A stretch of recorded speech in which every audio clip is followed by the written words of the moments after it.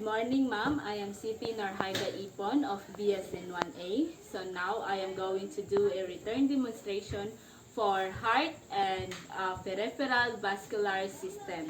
So first, I will sanitize my hand to prevent the spread of infection.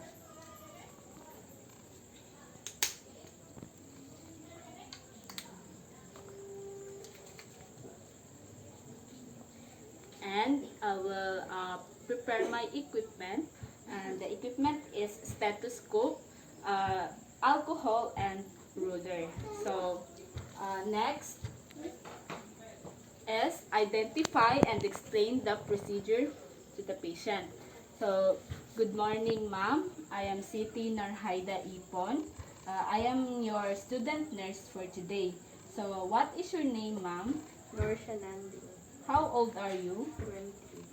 Okay, thank you, ma'am. Then, provide the patient privacy to minimize the embarrassment of the patient. So I already closed the door and the window. So, so now I am going to assess my patient to uh,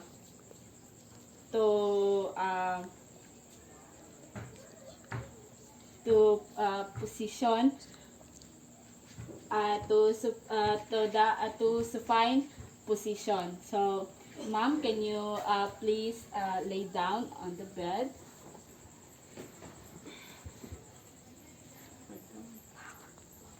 So, first is inspection. Then,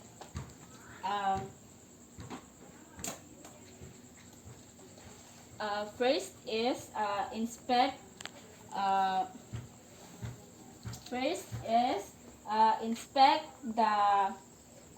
inspect the chest or anterior chest for position, and palpate the apical impulse to detect some abnormal conditions. Then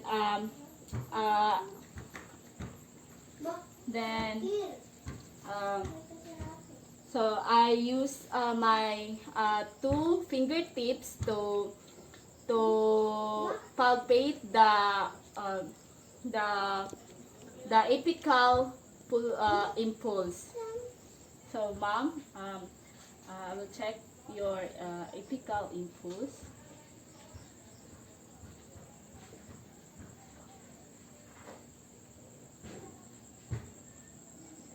Okay, so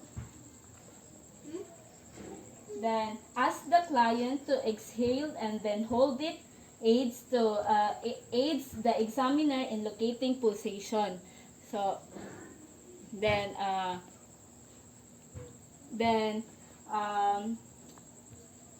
ask the client to roll midway to the left to find better or feel the impulse. So, ma'am, can you please roll?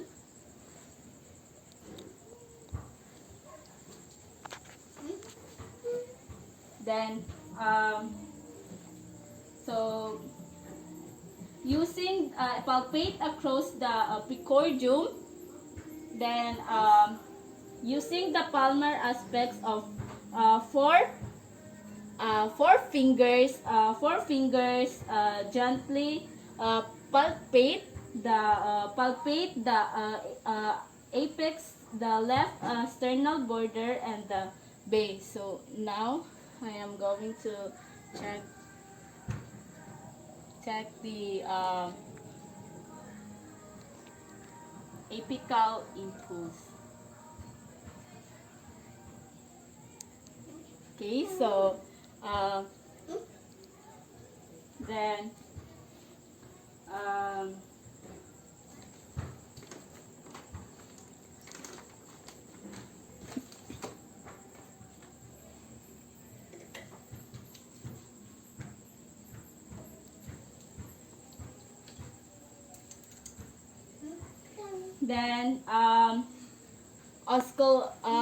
auscultation. Then I'm going to auscultate now Uh, so now I am going to use the diaphragm and the bell side of the stethoscope. Then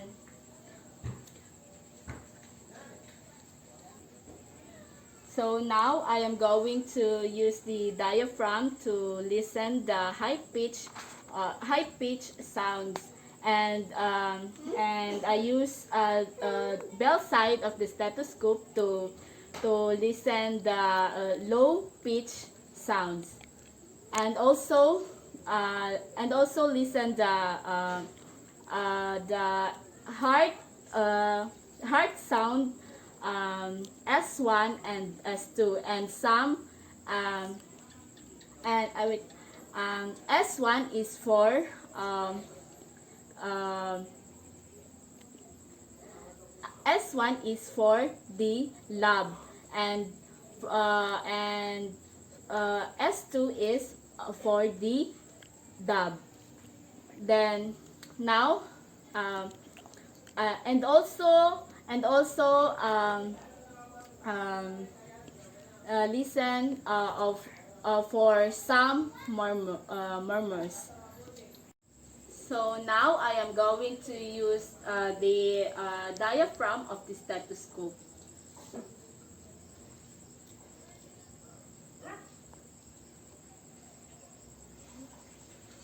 Next is bell side.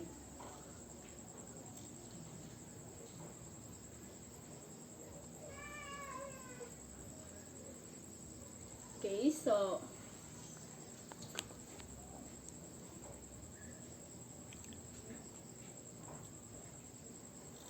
now, ma'am, can you please sit down?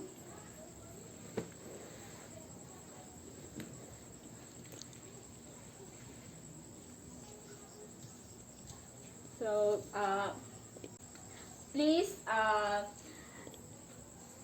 lean forward, ma'am. So again, I will use the diaphragm of the stethoscope.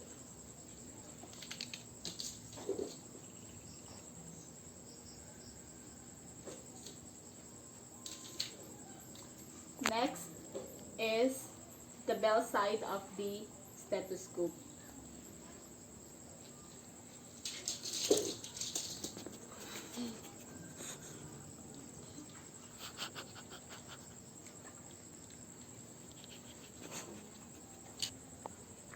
And I auscultate again.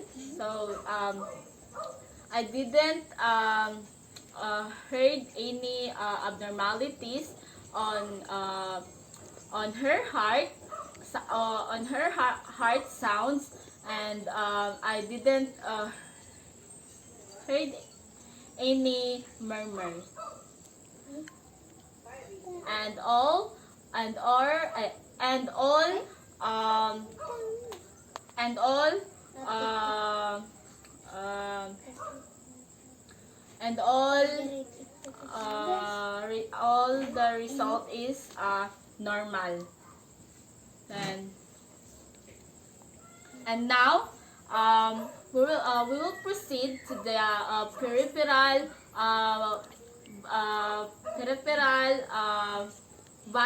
vascular system assessment. So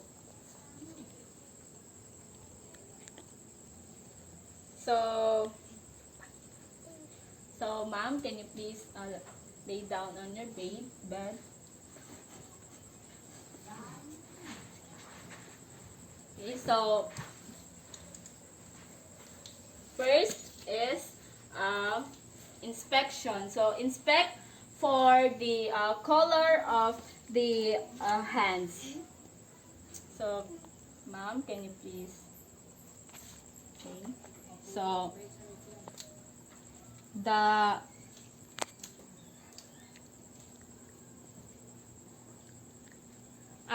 I observe the hands is all I observe the color is normal. Then, palpation. Palpate the client fingers, hands, and arms, and note the temperature. So, palpate to assess capillary refill time. So, ma'am, can you please, I will check, I will assess your capillary time.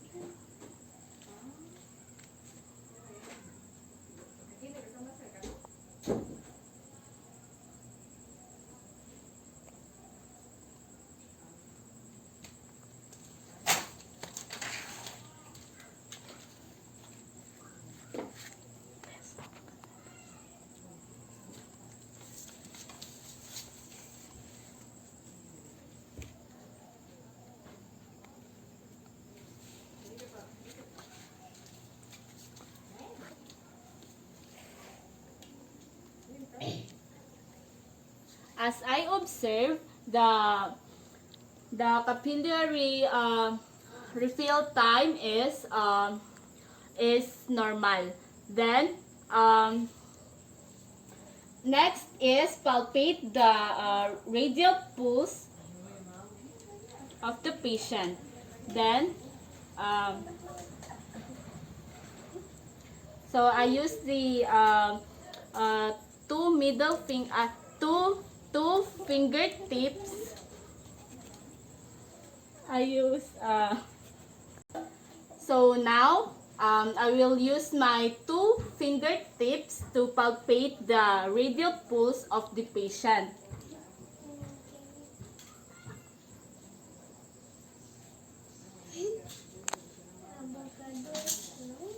Then palpate. Then I observe the radial pulse of the patient is normal. Then I didn't. So now palpate the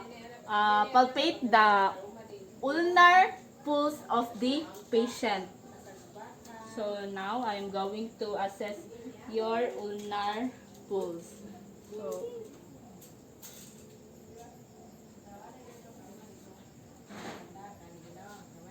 okay, so now so I observe the ulnar pulse of the patient is normal, and now we're going to palpate the brachial pulse of the patient. So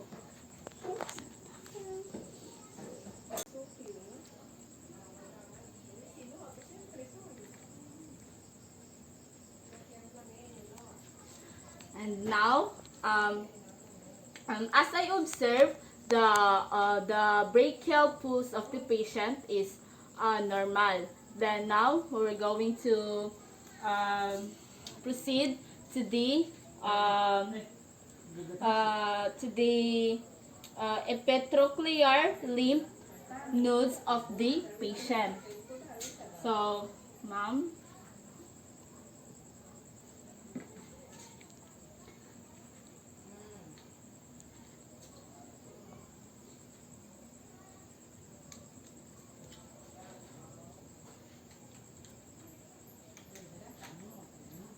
Okay, so I as I observe the epitrochlear lymph nodes of the patient is normal. So now we're going to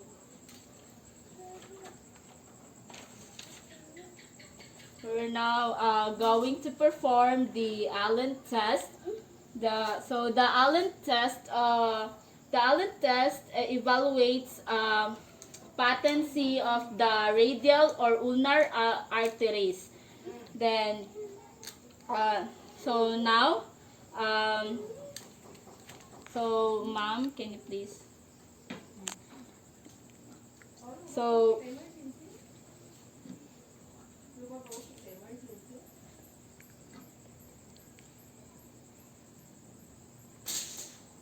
So now I am going to use my two thumbs to occlude the radial and ulnar arteries of the patient.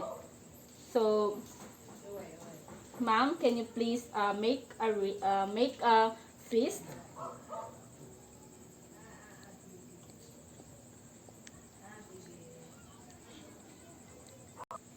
So now we will continue the pressure to keep both arteries occluded.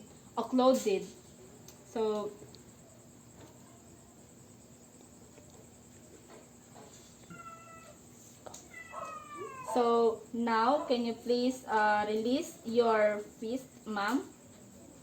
Okay. Um, so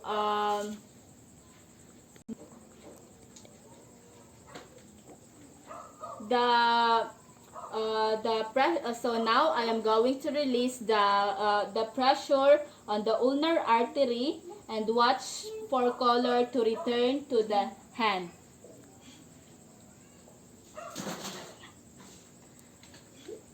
So now repeat the procedure as before. So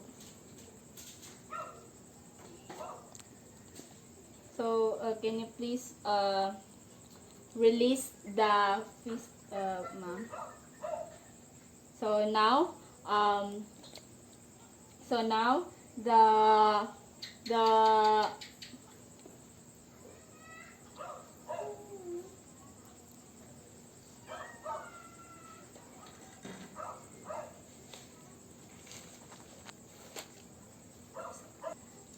So as I observe, the findings are all normals.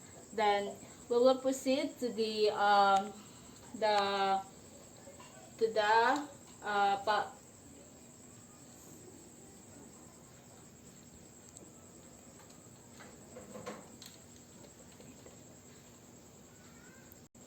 so now palpate the edema.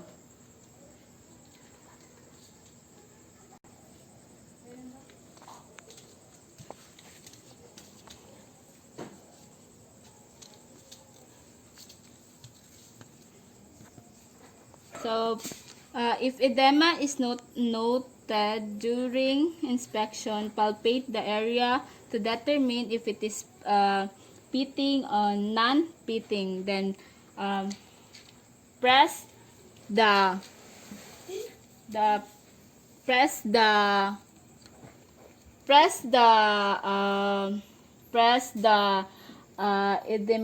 edematous area with the tips of your fingers. Hold for a few seconds, then release if the depression does not rapidly refill and the skin remains indented on release. Pitting edema is present.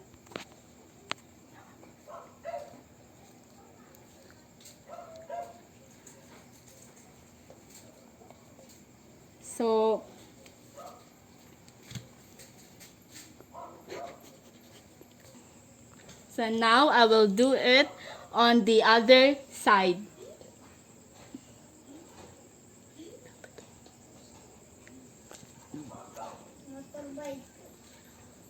Okay, so now palpate bilaterally for temperature of the feet and legs.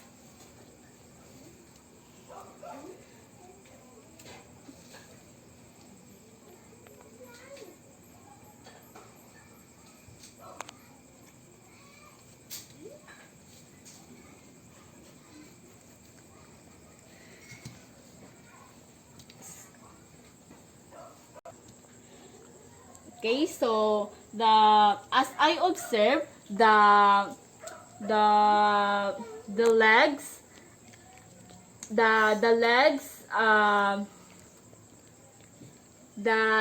the temperature of the legs, toes, and the feet is warm. So now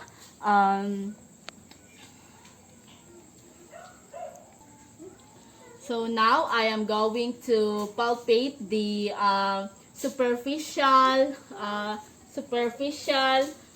lymph node of the patient. So um, first,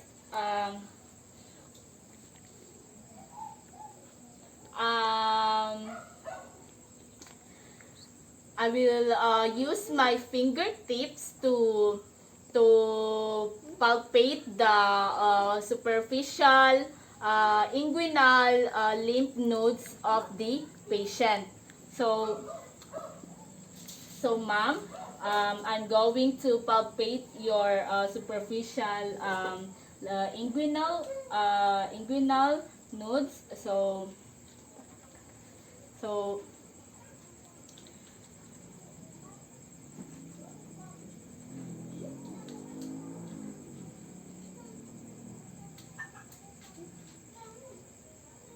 and now the other side.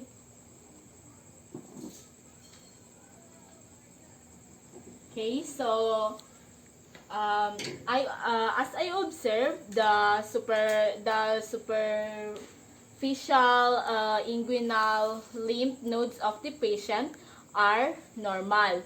So now I am going to palpate the femoral pulse of the patient. So ask the client to bend the knee and move it out to the side. Then, ma'am, can you please move your. Then, so now I will going to use my fingertips again to palpate the femoral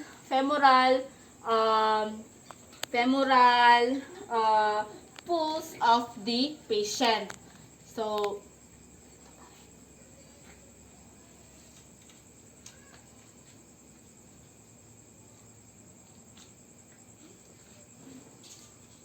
and from the other side, ma'am.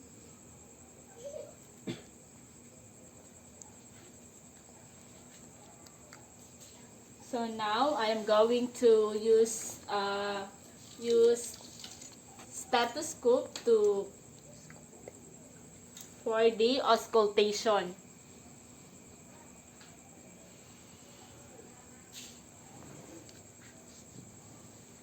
So, ma'am, I am going to check.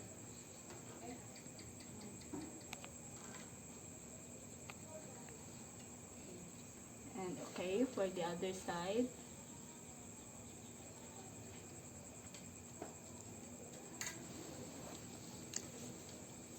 So as I observe, the superficial inguinal lymph of the patient are and also the femoral pulse of the patient are all normal. So next is palpate the popliteal pulse of the patient. So now ask the client to raise her knee partially and place your thumbs to the on the knee of the patient.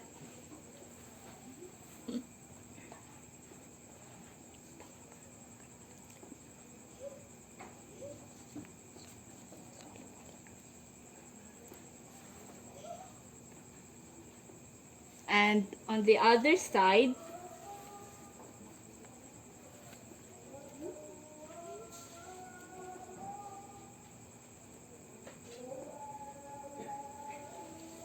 next is pulp, palpate the dorsalis pedis pulses and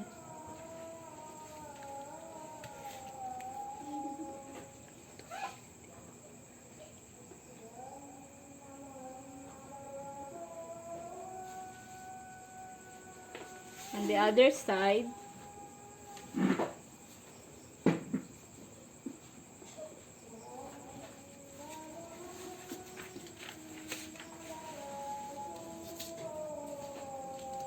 Next is palpate the posterior tibial pulse of the patient.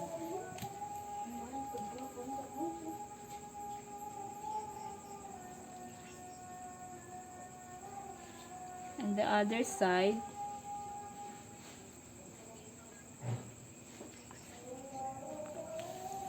So as I observe the findings of the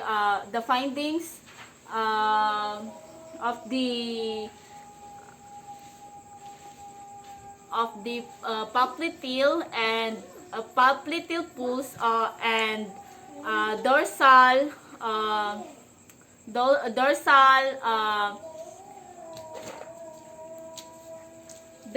pedis pulse of the patient are all normals. So next is, so now I am going to assess the neck.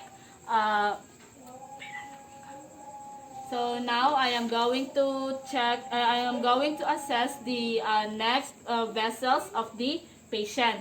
So I am going to use the ruler for the inspection. Then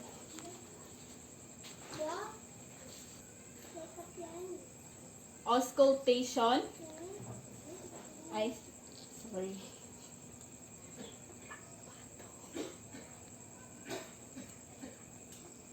So I'm gonna use the ruler to check the neck of the patient.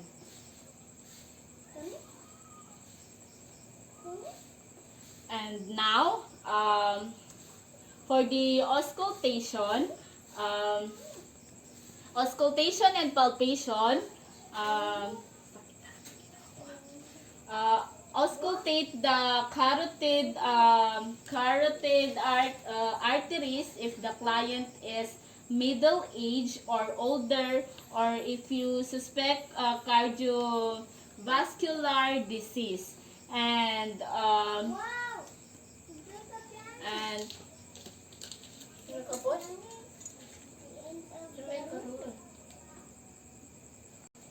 so now I am going to use the bell side of the stethoscope to check the neck of the patient. Carotid rather. So ma'am,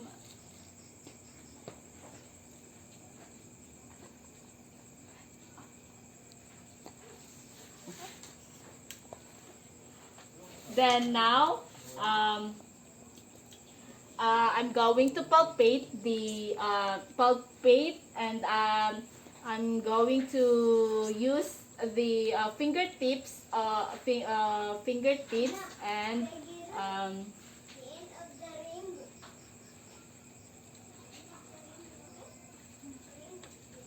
okay, so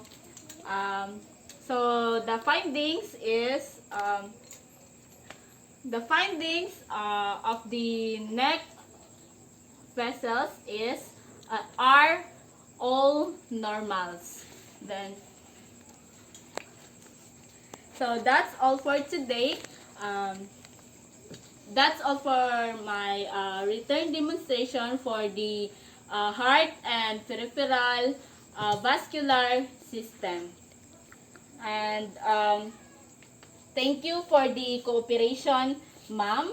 And if you feel something or problems on your heart and peripheral vascular system, um, um, please come back to me, and we will do a assessment of the heart and peripheral vascular system. So, thank you, ma'am, for the cooperation. Okay.